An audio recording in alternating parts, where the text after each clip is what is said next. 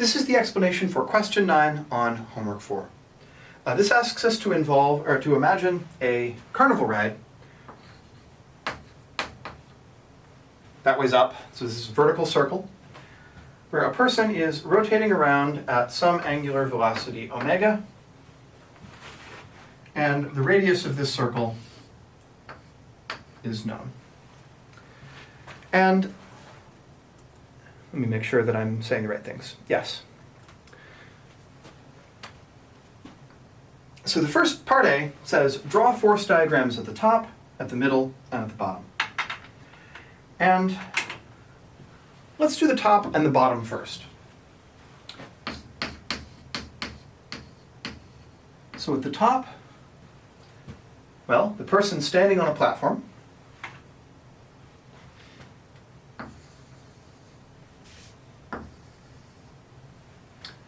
They're standing on something, so the normal force pushes them upwards, and gravity pulls them downwards. Notice that there are no other forces here. Yes, the person is moving in a circle, but that is a description of their acceleration. It doesn't tell you anything about it doesn't create a force on them, right? Moving in a circle is not a force. So these are the only things that they're touching. And you might ask, would there be friction at the top or at the bottom? And no, there's not, because at the top, their acceleration is downward, and so I don't need a side-to-side force here. There's no need for the person to experience a force to either side for them to accelerate downwards.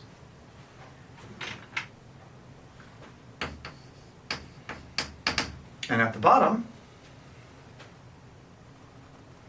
well, here their acceleration is upward, but they've got exactly the same forces.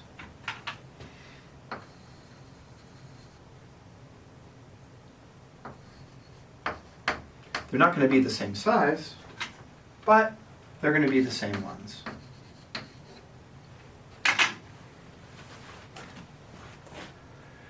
So that's part A. Well, not all of part B. Part A. At the center, well, in this case, we've got a new force that appears. Because, in this case, the acceleration is to the left.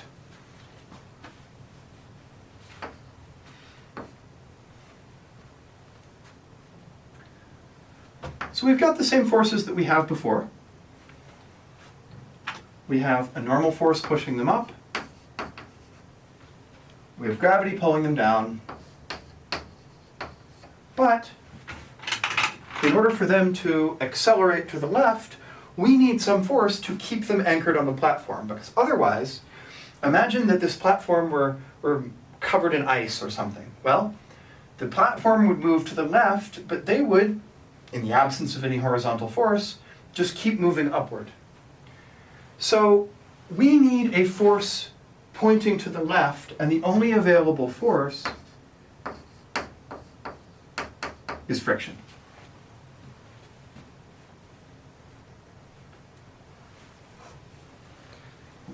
Again, this force is present on this diagram because we are accelerating to the left, and we need a force to make them accelerate to the left.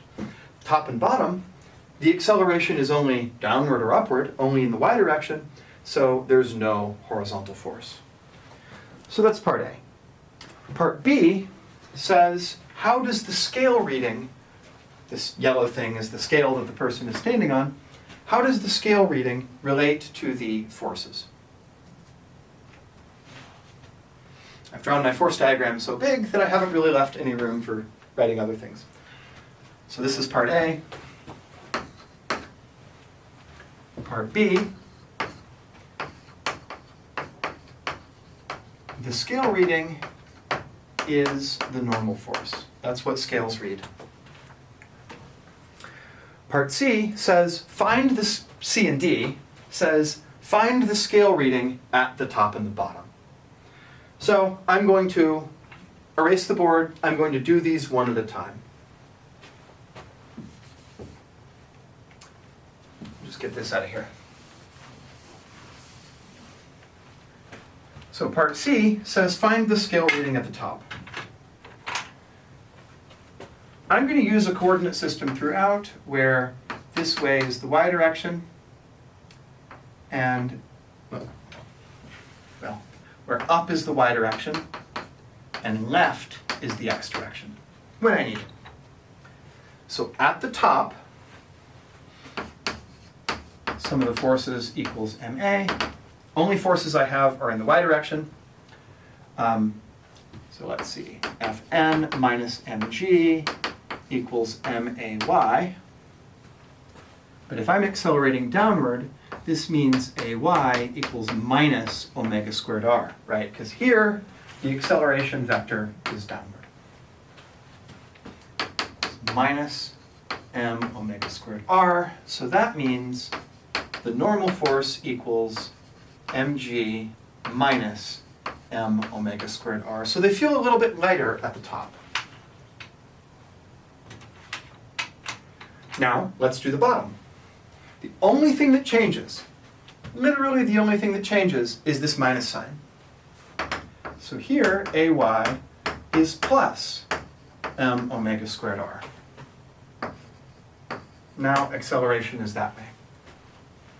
So, sum of the forces equals mass times acceleration. So now I've got Fn minus mg equals plus m omega squared r. So Fn is mg plus m omega squared r.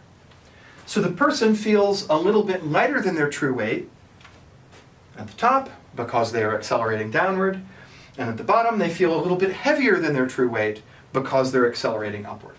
Now you may say, well, Walter, didn't you already have us do this? In homework 3, question 1, didn't you already put a person in an elevator, have them accelerate up and down, and ask how their apparent weight, the normal force on them, changed? Yes, I did. And if this problem seems to be the same as homework 3, question 1, then this means you understand. Because in this case, the person is accelerating down or up because they're moving in a circle, and they're always accelerating toward the middle. In that case, it was in an elevator, but physics doesn't care, right? Physics doesn't care why you are accelerating. You get the same form of Newton's laws.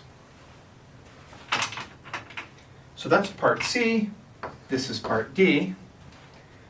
Now I'd like to erase this. We're going to do part E.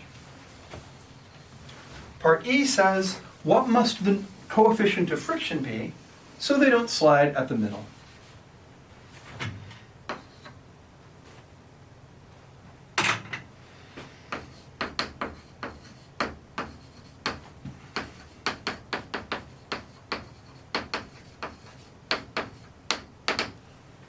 So let's reconstruct our force diagram. mg goes downward, normal force goes upward, and the thing I'll be interested in finding, the force of friction, goes inward. So now, I need both x and y directions. So in the x direction, let's see, I've chosen inward to be positive x, so force of friction equals max. In the y direction, normal force minus mg equals may. In this case, I know the acceleration is omega squared r that way.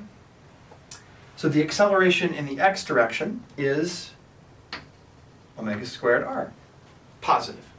The force of friction, meanwhile, is the normal force times the coefficient of friction. So I know mu s Fn equals m omega squared r. Well, so in this case, friction is the force pulling them toward the middle. In the y direction, well, ay is just 0 here, right? If my acceleration is horizontal, then ay is 0. This is different than the top and bottom, right? So that means Fn is mg. At this point, because I am accelerating horizontally, I don't feel either heavier or lighter. My normal force is just equal to my true weight. So that means putting all these things together, mu s mg equals m omega squared r. Hey, look, it doesn't depend on the mass of the person. That's nice. So mu s is omega squared r over g. This question is a really good one to build your intuition involving circular motion. Notice that this is different than frog in the bucket, because frog in the bucket, let's kind of do a demonstration here. Here's the platform. In this question, the person stays standing upright throughout the entire motion, so the normal force is always upward. But in frog in the bucket,